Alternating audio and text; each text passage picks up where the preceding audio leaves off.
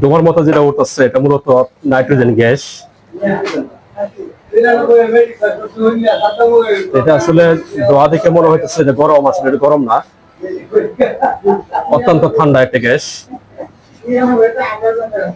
অতিরিক্ত ঠান্ডা হওয়ার কারণে ধোয়ার মতো উঠতেছে।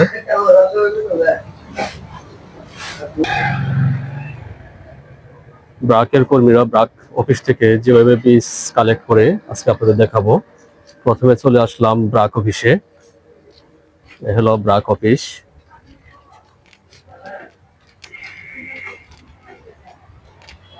এই গাড়িগুলি দেখতেছে, এগুলি সব ব্রাকের কর্মীদের গাড়ি। বীজ সংগ্রহ করার জন্য এরকম ক্যান নিয়ে আসলাম। তারপরে আসলাম কৃত্রিম প্রজনন এন্টারপ্রাইজ করতে, এরিয়া সেলস ম্যানেজারের রুম এটা। এখান থেকে গ্যাস, বীজ সবকিছুই সাপ্লাই দেওয়া হয়।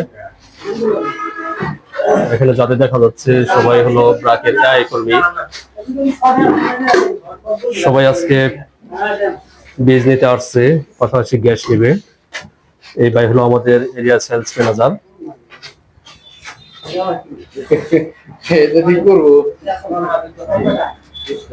এই ভাইয়ের কাছ থেকে উনি হলে কর্মী যে বীজ নিতেছে, যার যতগুলি লাগে দিবে।